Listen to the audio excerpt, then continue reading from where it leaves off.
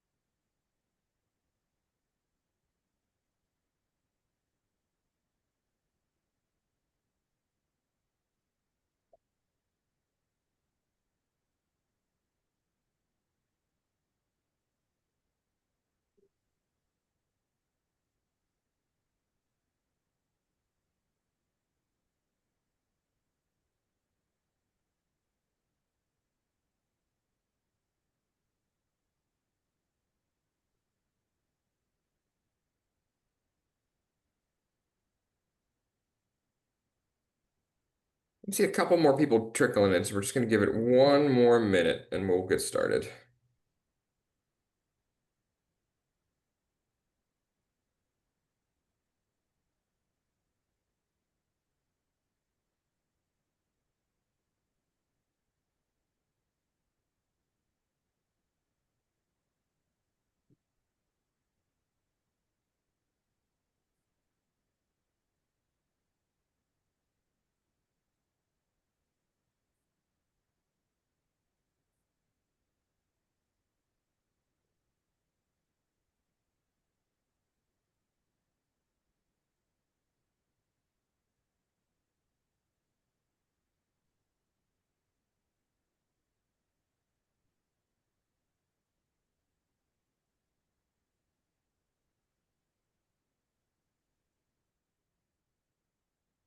Okay, thank you everyone for joining us today for our webinar. It takes all three: how hardware, software, and accessibility experts create inclusive airline experiences.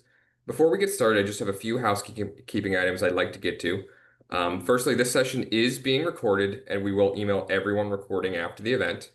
Secondly, we have captions available, so feel free to turn those on and use them as needed. Next, there will be time for a live Q&A later in the webinar, so please use the Q&A box and we'll answer as many questions as we can at the end of the presentation. Sometimes if you send them into the chat box, they can get lost, so it's easier for us to keep track of them in the Q&A box. So just be mindful of that if there's a question you would like to ask our presenters. And lastly, if anyone needs any accessibility support, training, or usability testing, we will send out an email with a link to schedule a time to speak with one of our experts. So with that, I'm going to pass it off to our presenters and let them provide an introduction for themselves. Thank you, Anthony. This is Matt Ader and the Senior Vice President at Vispero, and I want to thank everybody for joining us today to kind of talk about accessibility specifically for airlines and airports. And I've been with the company for 30 years, focused on accessibility. And one of the solutions that I help support is the JAWS for Kiosk software that's being used in airports today to support many different parts of the customer experience. And at that point, I will turn it over to John, if you'd like to introduce yourself. Yep. Thanks, Matt. Good morning, everybody. John Kiss. I'm the managing director here at Aptero. At Aptero, we build mission-critical software for the aviation industry, including both passenger handling and airport visitor management solutions. And our platforms really power everything from airline check-in kiosks to airport gate pass systems. And really, our focus is about creating a smooth, secure, and inclusive travel and access experience for everybody. Thank you, John. And Adrian? Hi, my name is Adrian Thompson. I'm the founder and chief solution architect here at Image Holders. We're based in the UK, but we operate globally. We design kiosk systems and digital endpoints across a host of different user experiences and touch points through aviation, mass transit. We have a very modular design-led approach, very different from many kiosk companies, very partner-led, and we work across understanding, really getting a deep understanding of all the different touch points and user experiences across the airport, and working in partnership with um, many software vendors and bringing solutions together. So that's Thanks. us. Thanks, Adrian. And thanks, John. So, it's interesting is we're here to kind of do the intersection between software accessibility and hardware. I thought it'd be good to kind of start with, where did your journey begin when it came to accessibility? Kind of what got you started thinking about accessibility? And maybe we can start with John. Yeah, sure. So, for us providing solutions primarily to airlines and airports, we were never the regulated entity, right? So this was driven by requirements that were pieces that airlines needed to comply with certain accessibility standards and things like that. So it was never really front of mind for us as an organization, with our focus predominantly being more on the operational end. And, really from our perspective, Matt, when you joined our user conference last year in Nashville, gave a presentation that really opened our eyes, that yes, we're building for speed and reliability, but we're not really doing that for everybody with an intentional focus. So for us, our start originated as this was a requirement driven down from a customer perspective, not really front of mind from an engineering standpoint and the software in our interfaces. But this really shifted our mindset that it's not just a checkbox from our side. It's about how do we design these interfaces for airlines and ultimately the passengers, the customers of our customers, that represent a kind of a paradigm shift across their entire user base. So if so some of those regulations may be things like the Air Carrier Access Act in the United States. Now with the European Accessibility Act, that's broadening the reach, obviously outside the United States, but it's not uncommon for regulation to first drive things. And then when we start learning, as most people do, that there's over 1 billion people with some form of a disability in the world, it makes them look at their business model and the decisions they make slightly different. Adrian, being the fact that it's hardware, there's been a lot of regulations around the hardware fitting, from whether it's the ADA or ACAA, and now the European Accessibility Act. But you guys have been thinking about it from a user perspective for a long time. Maybe you can talk some about how you started looking at accessibility. Sure, yeah. So pre-image holders, that's over 11 years ago, was running a design consultancy, and I just kept getting pulled into projects which effectively were failing. So companies who'd maybe bought some kiosks or tried to implement some technology. And really the frustration was that, they weren't really looking at the big picture. They weren't understanding what was actually required. They weren't elegant, they weren't user-centric. So over the period of 2 or 3 years, it kind of came about with the concept of image holders, was really the vision was and still is to design kind of subconsciously easy to use user experiences across these spaces. And that's quite a challenge, but having a very design-led approach, that everything should be accessible to all people across all of society, across the whole world. And as we've learned and continue to learn and implement, and you can only do that by utilizing technology. So effectively what we're doing is wrapping devices, understanding what is required to carry out each user journey, and constantly refining and improving that and honing that, and using different tools to make things accessible, not just for, say, blind or disabled people, but for all of society, and sort of going beyond the regulation, if you like. So these things should be intuitive for everybody. Yeah, it sounds like, the main goal at any point in time with this kind of technology is to perform the functions of the device, right? So some of the stuff John mentioned, some of the stuff you're mentioning, Adrian, it really just comes down to the fact that if the purpose of the device is to check into a flight, or the purpose of the device is to get a cart to get your luggage moved, and those are self-service of some sort or bag check. I mean, it's all about, can I do those functions, right? And those functions, integrate both software and hardware to make that happen. It's not just one piece.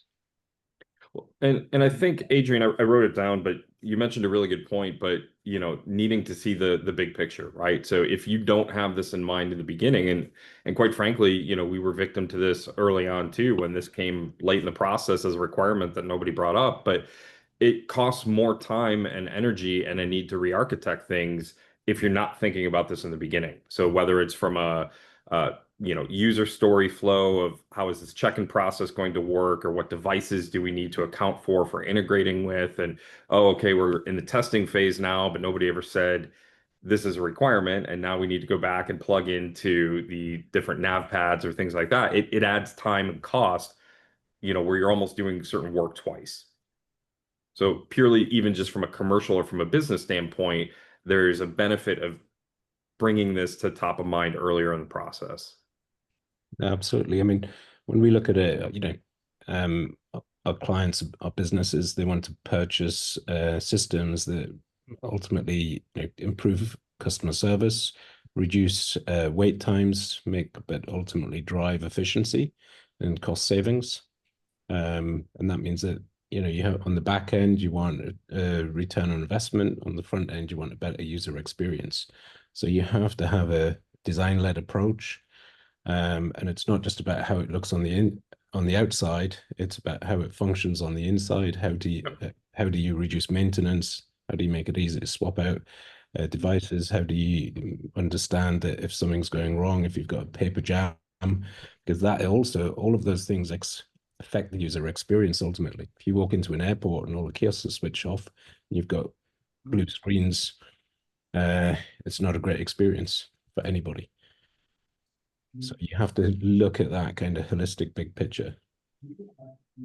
When John talked a little bit about the concept of and cost of retrofit, kind of to simplify it for those out there, it's kind of like buying a house and then later deciding that you want to redo the bathroom.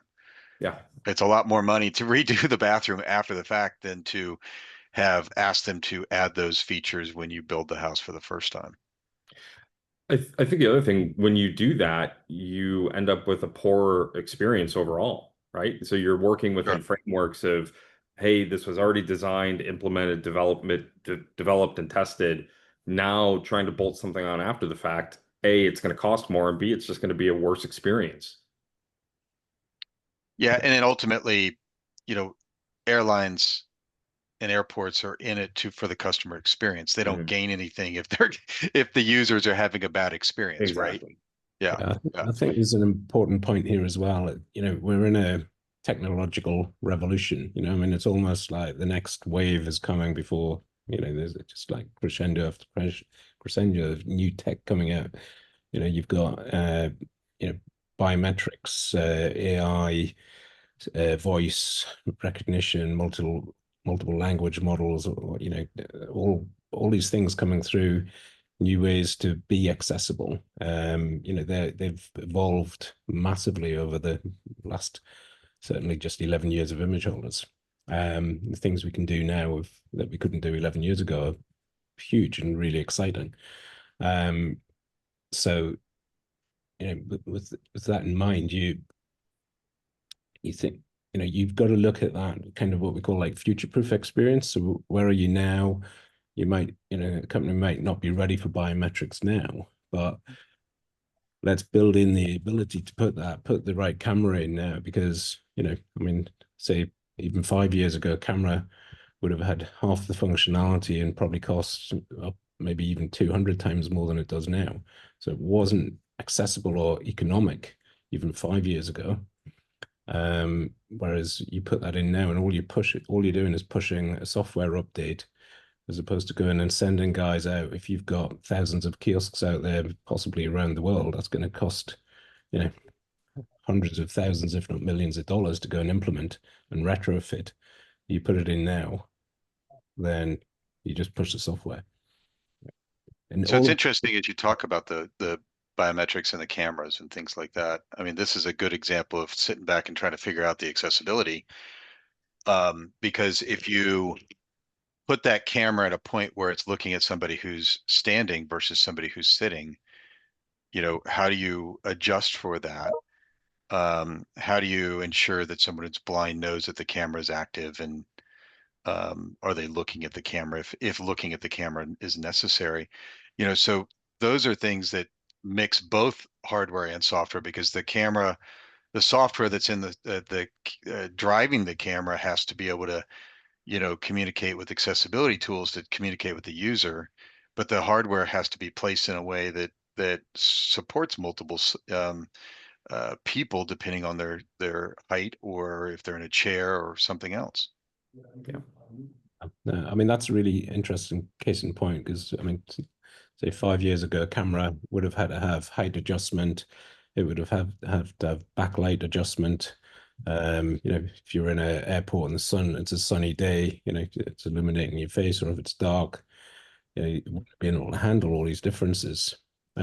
Whereas now we can put a camera in which will pick up at like 1 foot from the camera somebody who is a child standing on the floor, right through to a 7 foot or higher individual.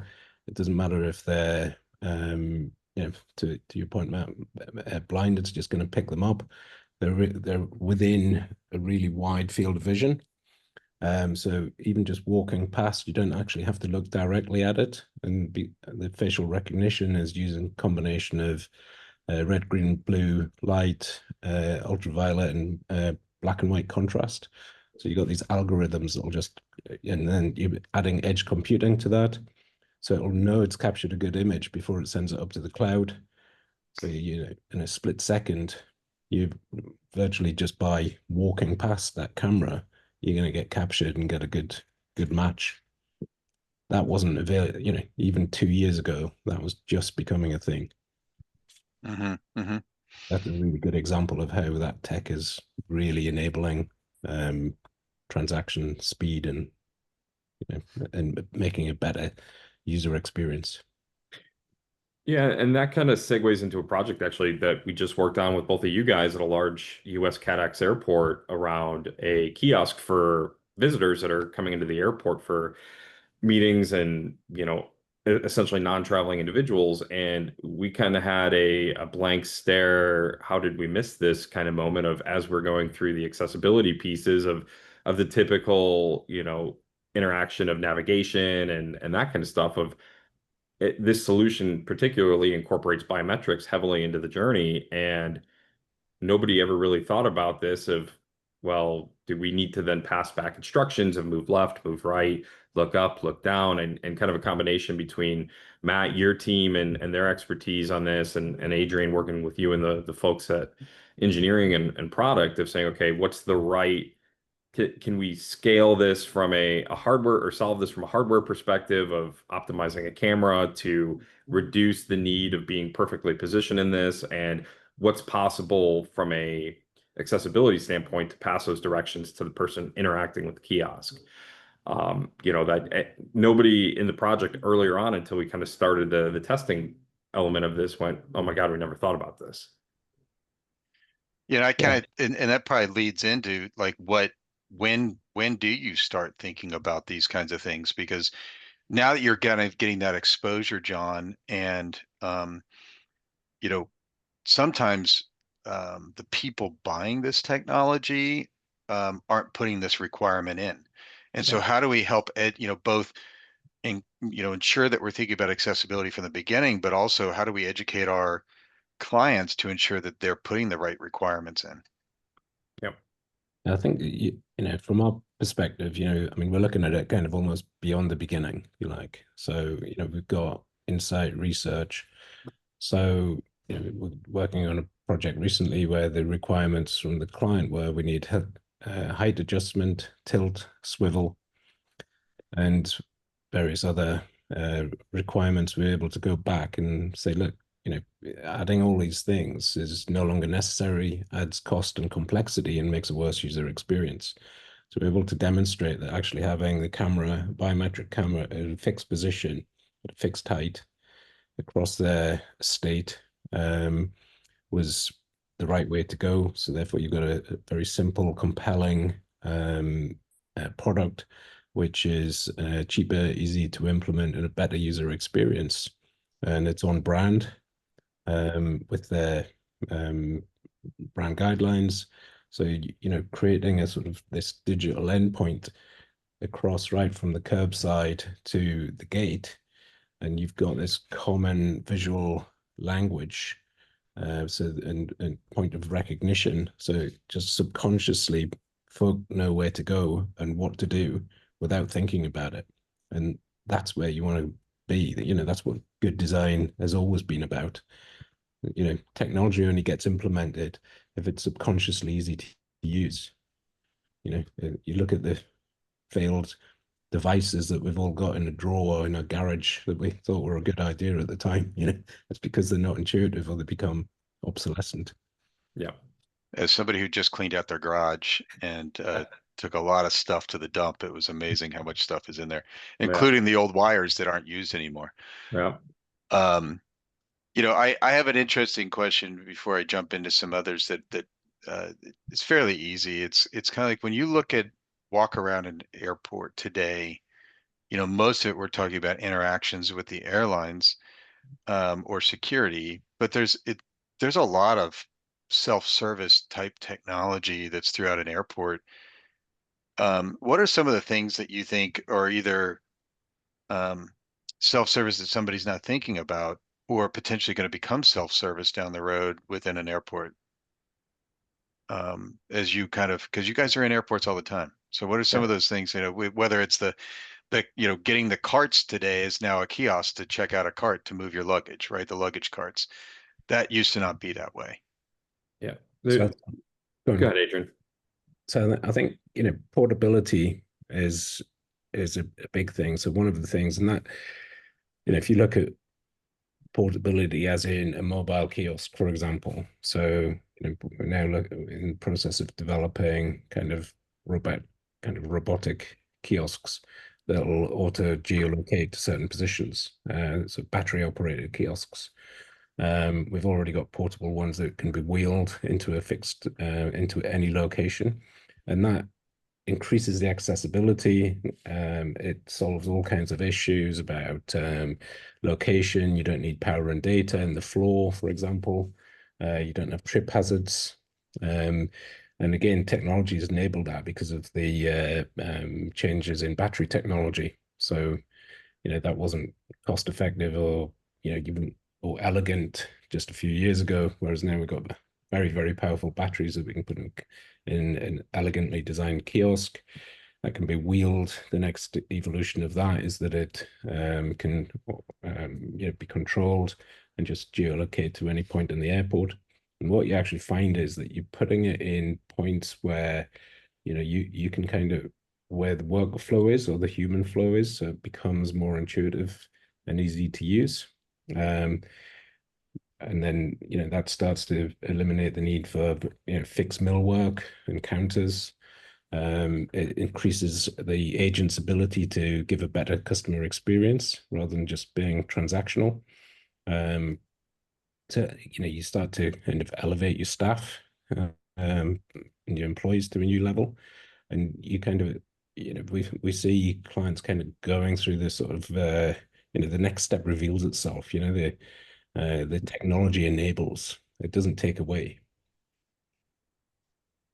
Yeah. And, Matt, one of the big takeaways, and by the way, your session at our user conference was one of the highest scored sessions that we had. It was really an eye opener, not just for us internally, but, our customers and partners that were there. But, one of the pieces that you brought up that nobody really thought about were all the interactions with the concessionaires that are at the airport. So whether that's food and beverage or going into a Hudson News for a bottle of water or whatever that might be. But from an operational perspective, we're starting to see airlines and airports as well from a facility standpoint pushing more and more self-service either into a kiosk or on device that will previously interactions with a person, let's say mishandled baggage or something, you arrive at destination, your bag isn't there, it's torn open, whatever that might be, moving into kiosks and things like that, or even just wayfinding for somebody at an airport. Where do I go for ride shares or things like that? That if you're not living that life, is very easy to not incorporate into different decisions that are being made from an operational perspective that need to be addressed early on. If it becomes a checklist item at the end during user acceptance testing, it's way too late. That, as we look to automate and leverage AI and new technologies across all the different touch points or interactions for a passenger, if we don't incorporate some of these mindsets earlier on, it's going to, lead to a worse experience. Yeah, and it's funny you mentioned, concessions and restaurants and things like that have done the self-service as well. Mhm. Vending is also interesting because now they're using vending machines that may look like an old vending machine, but they got a kiosk on the front. They got a full tablet to interact with it just to get a glass, the bottled water or a charging cable for your phone or a battery for your phone or something like that. They're not as simple as they used to be, where you just pressed A1 for whatever the top bag of chips was. So they definitely made those more complicated. What you know, what are what's something you didn't know when you first started thinking about accessibility, or something that just the aha moment thing around accessibility that maybe hit you at some point? Adrian, maybe we start with you. Sure. I think the big thing for me is, just really understanding things from multiple perspectives and, looking at the sort of prism of those perspectives. And, it starts to go into, you get a deeper understanding of, how, a blind person interacts, Matt. I've learned a lot from you, for example. Um, working with deaf. So we reached out to the Royal National Institute of the Blind in the UK, told them what we're doing, and we're now engaged in a whole partnership program with them and getting a certification called Tried and Tested, which is, I think we'll only be the fourth or fifth company in the world to get that. And that's because we're kind of, looking to, I mean, really what it's called going beyond accessibility. And that's certain like innovations that we've implemented, but again, just trying to do that in a very user-centric way, looking at, implementing kiosks across, different languages, different cultures. Had the pleasure of doing these kiosks in Greece a few years ago, and there's villages in Greece where the high populations of the village are can't read or write. They can still use the kiosk because of the way that it's designed and it's intuitive. Which, so that things like that give you these, not only great pleasure to see and implement these things, and help these people, but seeing these different perspectives and getting that constant learning, and that happens, it's not a week goes by, if not a day, at Image Holders where we don't get some new insight that we can utilize and try to sort of push back out across our platform. So, it helps all of our customers. John, what about you? What's something that hit you in the aha moment when you started learning about accessibility? Yeah, a lot. So, I would say the human factors matter, right? So how you're interacting with this, and what a typical passenger who travels once a year that doesn't have a disability, how they interact in their day-to-day life is one thing, but how somebody who has, vision impairment or whatever it might be, we weren't thinking about that early enough on, not just clear error messages and thinking, okay, how can we be more descriptive of the function of what a screen is doing, or, what the buttons or things like that. But can we take that a step further into the journey and say, is there a better way that we can architect this earlier on, and not just say, okay, we need to have better messaging or something like that for descriptions, but a easier to follow or easier to understand workflow for how you interact and perform those functions on the kiosk. So it's not just, okay, yes, we need to comply with this, or we need to interface this way, or be better about how the descriptions are, but purely from an entire interaction of what we're trying to accomplish, of learning that earlier on and getting that feedback from those that travel, with those different types of disabilities. And it's not just you have it or you don't. The other piece that we've learned is that it's a spectrum. You have different levels where somebody might have a visual impairment where they're not necessarily needing to go into the full audio mode or something like that on the kiosk, but okay, yes, this might be the bare minimum for contrast ratios and things like that, but there's other things that we can do while you're still balancing branding and marketing input and things like that to maybe make it a little clearer for the person interacting with it. It's funny you say that. It's as being somebody who's low vision, my wife probably still has no clue how much I can see, and no matter how much you try, understanding vision loss or any other disability, we're not all the same, right? And education and skills and all of the other things that go along with it probably add another level of complexity. And so that's why it's the broad use case. And I think about something to kind of make advice to folks out there that are watching this webinar, which is include people with disabilities in your process. You can bring them in for user testing. It's something that Vispero and TPGI can do. You can get local communities to help support with that.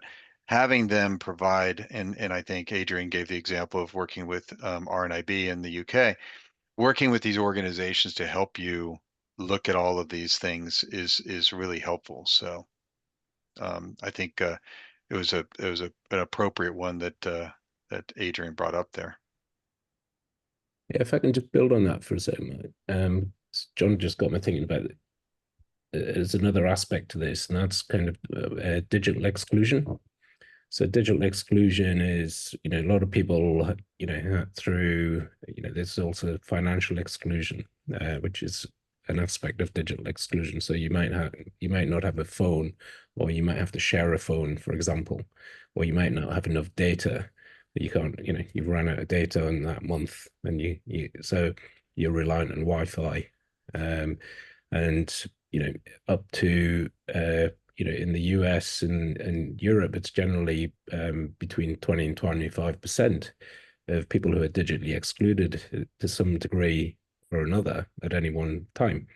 But equally, if you've lost your phone or your phone is flat, you're digitally excluded. So you've run out of battery. You touched about getting a battery off the vending machine, for example. The reason there is because people run out of juice. So therefore you need to have these kiosks, or what effectively are digital endpoints so you can interact. So if you're digitally excluded, it's not accessible. So accessibility is a really big picture. You've got accessibility in terms of what we call disability, but you've also got accessibility from a point of exclusion, accessibility in terms of portability, enhancing that accessibility, just making it, doing all of these things to get this really deep understanding of all the problems that we have in our daily life. And to your point, Matt, not one of us on the planet are the same. Yeah, we're all different and perceive things in very different ways. When you talked about that digital exclusion, just think we all experienced, well, some of us who were in one phone service about a year or so ago, they were all out of coverage for about 5-6 hours. And when that happened, anybody who showed up at the airport and expected to download their mobile, boarding pass at that time, or pull up, TSA pre-check or clear or something like that, they were excluded from using their phones at that point because they had no internet connectivity. And so if they weren't able to go use a self-service device, which I'm sure, I have no clue that it'd be great to see pictures of that day, but I am sure that the kiosk got more use that day than any other day in time because people didn't have their devices at that point. Well, if you think about it, the whole of Spain was digitally excluded for what? Oh, yeah, that's right. That's right. Yeah. So, I Yeah, mean, or another couple of days of that, and you imagine, yeah, once the beer ran out, then yeah, yeah, for sure. What's something then, one thing before we jump into some questions and stuff. So what's one thing that you have added from an accessibility point of view? And John, I think you started talking about one of your projects that we're working on, but you've added to help support people with disabilities in the next stage of some of your technology. Yeah. Yeah. I mean, we talked about the facial recognition piece, right? I mean, it was originally in discussing with the airport saying, okay, we're not really sure this is possible. So we would, kind of tying into the digital exclusion, manage by exception that those individuals and would be directed to, um, a customer interaction at a reception desk or something like that. And then taking a step back and saying, well, actually, no, there is a way to make this possible. But one of the nuggets that I kind of found in talking with our team that would seem like such a simple thing that you wouldn't think about was increasing timeouts. So, Yeah. for example, there's Yep. interaction times that we have on kiosks that if a session is, taking a certain amount of time or something like that, we end or kill the session. If somebody walked away, something like that. But identifying that, hey, somebody who's utilizing some of these accessibility features may need more time in interacting with this, trying to figure out what they're doing. And that same time allotment that we found works for a normal interaction at the kiosk needs to be expanded.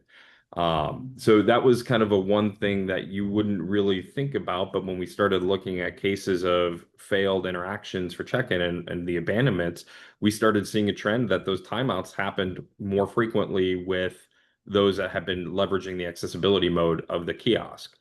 So that was kind of one piece that we saw, that not something that's really front and present to the person interacting with it, but through some, kind of data ingestion and stuff like that, we found, hey, there's a way, a really easy lift to fix this to make it a little bit more impactful. Because these are high stress situations, right? You're already in an airport. For somebody who doesn't travel frequently, it's already a high stress situation. People are standing in line behind you.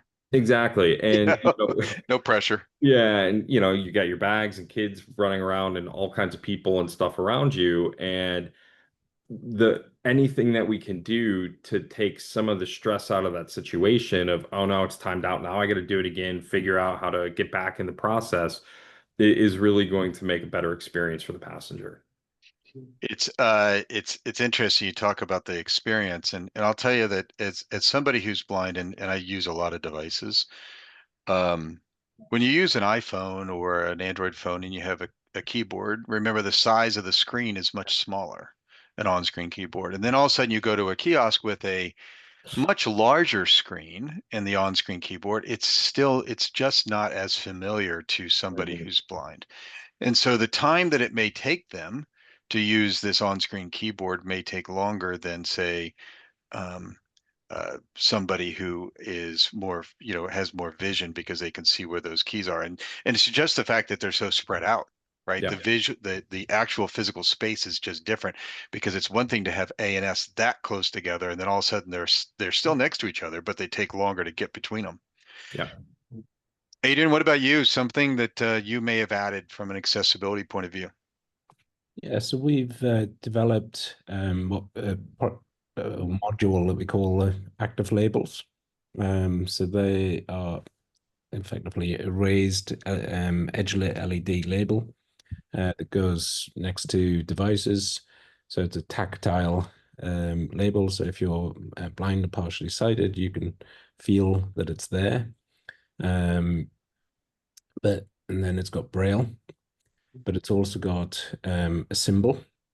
So if it was NFC, it's got a familiar NFC symbol, or a QR code. It would have a backlit QR code, but it would also say, if it's got this QR code, it would say scan here. And we've put the fonts working again with like the RNIB and other organizations and doing user testing. So the font size, the label size is of an accessible size. And by the fact that it's backlit, means that it's more you're more visually aware. of that text. But what we've also done is make sure that the LEDs are programmable. So, and from a user experience point of view, and this is where an example of it works for everybody. So the LED might be, the brand color of that airline when it's in a static state. And as you go through the user journey, you want to print a receipt. The label next to the receipt printer will flash. It might actually have some audio as well, so it'll beep. That subconsciously attracts you to that point on the kiosk. Your eyes will be drawn to that, and you'll see like receipt, and there's a symbol. There's the braille. You can. So again, it's going right across, and because you've got a symbol, it works. If you don't speak English, it still works. You just get it. Sure. And that could be, it doesn't matter if it's in Arabic or Latin, whatever, it's just, and then you just pick up the receipt. You don't even know you've done it. It's a bit like driving home from work after, you start. How did I end up here? Yeah, you don't even know you did it. Yeah. And that's what you want. Subconsciously intuitive to use. User-centric design is, so. And these labels of we've got all different types and colors. You can program them to change color, flash, do different behaviors, and that's something that's it seems like quite a small, simple innovation, but having a transitional effect across those user journeys. That's great. That's amazing. Well, I think and unless you guys have some kind of final thoughts, well, we can always have final thoughts after. But let's see, Anthony, if we have any questions that we may have come in. Yeah, we have one that popped up. Josh wants to know, over the years, we've seen a lot of things change with kiosks, such as luggage, carts, Wi-Fi stalls, baggage check-in, etc. What's next to be for self-service kiosks, in your opinion? Besides the little robot that drives around inside the United Club that picks up your dishes. What are some other thoughts that you guys are? By the way, it doesn't pick up your dishes. It rolls up and expects you to put the dish on it, but still. But what are some thoughts that you guys have that may be changing in an airport? I mean, I could take from our interaction with airlines, because again, our focus is on day of departure and airport operations for them. So we see a few different touch points that are becoming more automated from a self-service or from a kiosk type piece. I mentioned earlier mishandled baggage, instead of having a baggage office or something like that needs to be staffed at an airport, particularly at non-hub airports. They're dumping in a kiosk with an interface for a specially populated form or something like that to raise a claim.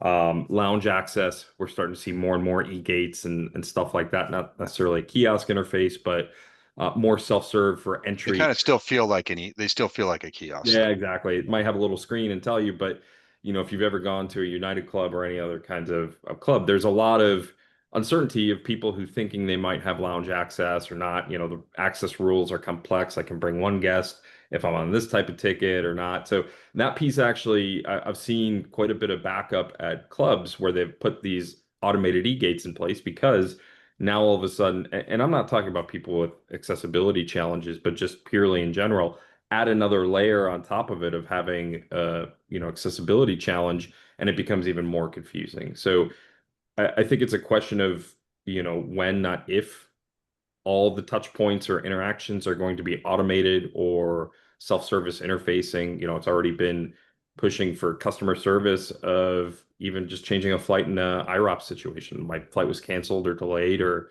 whatever. So it's happening across the entire chain of the travel experience. Yeah, I would expect to when a flight gets canceled, they're going to have to add kiosks, because if you've ever seen the line of the 160 people, 250 people who are waiting in line to change their flight, it's not a fun thing to be in that line, right? We've all experienced it before, and it's just not a fun experience. Something else I saw, and then we can jump to Adrian, at FTE, I think it was last year, was the autonomous wheelchairs. where, now you can get into the wheelchair program where you want to go, and it takes you to that location. Now, I've not seen it in action in an airport. I think they are testing it, but I think that's something that's going to expand because um, I know that recently we were at a conference, and there was a couple thousand blind people who all checked out the same day and went to the airport. Try getting assistance to get to your gate when there's that many people who need assistance getting to their gate. So it's probably and not that I ride in a wheelchair, but I mean, still the concept of how you get from one place to the other in an airport when you're not used to that airport is very complex. Adrian, other thoughts you may have? Yeah, I think future innovation is automated bag sizing and Mhm. weighing, which is a big thing. Um, I think that's going to start off quite simple, where it'll just be, right, this bag, just here's the dimensions and the depth. Um, and then in the future, as that technology evolves, you probably get to a point where AI can recognize your bag without having to tag it. So it would recognize the brand, the color, scratches on it, any scuff marks, and effectively take that ultimately as a token and match it to, the individual owner. That's not there yet, but that's a sort of future vision that, could take years to implement. But that's the type of thinking that can be implemented. And again, the portability in the airport, automate it. If you can do that with a wheelchair, you can do it with a kiosk, say, right, if it's Mhm. drops, right, we need 6 extra kiosks at gate 7, and off they go. It's like Wally and Eva wandering through the airport. I don't think these ever made it to the airports, or not big, but and again, they're not kiosks, but was the self-driving suitcases that would follow you. Did you ever see those? No, I saw this. They were Bluetooth enabled, and they would follow your phone. Mm. Yeah. So you could have two hands free. So, Anthony, anything else that may have come in for questions?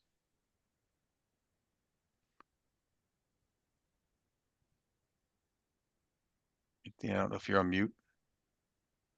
Oh, sorry, I am on mute. I'm seeing some thank yous. Jim's asking, what if I choose not to use a device, cannot use a device, or my batteries go dead? And I assume, talking about a phone or something like that. I mean, at that point, there's options to use the self-service kiosk or potentially to go to a counter. Um, and as a person who's really enjoyed using kiosk at the airport to skip the counter, I choose the kiosk because the lines at the counters are still Yeah. pretty long. I don't know if that answered Jim's question. Yeah, I mean, we found from our experience with airlines that there's always going to be some form of agent assist at certain key critical interaction points, and really their goal from an airline perspective is to get them away from behind the counter. So, roaming agent type thing where they can assist somebody at the Yep. kiosk or at somewhere Yep. else, and really only handle those situations that are edge cases that can't be done through self-serve or some kind of interface with a kiosk. But I So don't some think, people may not know that, like, let's say you typically had walked up to the kiosk and scanned your barcode off your phone. If you don't have your phone's dead, you could still scan, say, a credit card plus your ID or something else that identifies who you are, right? yeah, exactly. Where we've seen hesitancy has been the digital boarding pass, and there's instances where Emirates, I think last year out of Dubai, has said we're doing away with all paper boarding passes, and you have this big hesitation of, well, what if my phone goes dead? Well, there's always a backup, right? So you can get a paper boarding pass in those types of scenarios, or there's still situations where there's ineligibility to have a digital boarding pass in the case of, say, selectees needing additional screening or unaccompanied minors and that kind of stuff. So there's always going to be edge cases, and it's can we free up agents from regular standard interactions that can be solved through automation or self-serve on a kiosk or digital device to provide that extra hand holding in those scenarios where they need it. And I think I usually see somebody roaming around those kiosks to assist people because there's always going to be somebody who's struggling with it. And it doesn't mean they're disabled. It's just in general, I got 3 kids on my hip Yeah. and, I'm holding all of this stuff and how do I check in, right? Yes. Yeah. I mean, Or you're just tired and jet lagged. yeah. Yeah, exactly. That never happens. Well, this has been great. Anthony, any further questions or comments? No, none others. So I think we Okay. can go to closing thoughts. Yeah, any closing thoughts, John, that you may want to say today? Yeah, I mean, from my perspective, you can't treat it like a silo. There's a whole chain of things that need to come together to deliver that solution, right? And it's not just, us from the interface perspective of what the passenger interacts with into the airline's departure control needs, but not just the hardware side. There's airport systems involved, and there's a whole chain of parties that, really kind of need to come together and are dependent upon each other for it. And I would say between not treating it like a silo, and we've seen real benefits in overall usability, even for passengers that don't have accessibility challenges. That when we've kept this in mind early on in the process of how they interact with things, it's made a better product for everybody. We've been more thoughtful in terms of what those interactions look like, with accessibility in the front of the mind, but it's simplified the process for those. It's difficult sometimes when you're so close to something, it becomes secondhand for you, but you forget about the person who only travels once every 5 years, even if they don't have a impairment or a challenge or something like that, where they're able to then interact cleaner. So that's a great win of being more inclusive in the design process that impacts everybody. Adrian? Yeah, I think the big thing for me is that, we can only implement these things in the real world through partnerships, software partners, client, looking at, and therefore we need multiple perspectives on things. And we have to have that, upfront deep understanding, and, ask those more difficult questions around all the subjects we've been talking about today: accessibility, portability, digital exclusion, in all those contexts, and to bring elegant solutions to market and, help folks get better journeys faster and with less stress. One of the things that I'll probably end with, and I'll make sure, Anthony, we include this in what we send out. Ensure that you're including requirements for accessibility in your request for proposals. There's a lot of times when you don't, and then what you're going to end up with is something that may not be accessible, and then you want to do that retrofit later, and it costs more. Yeah.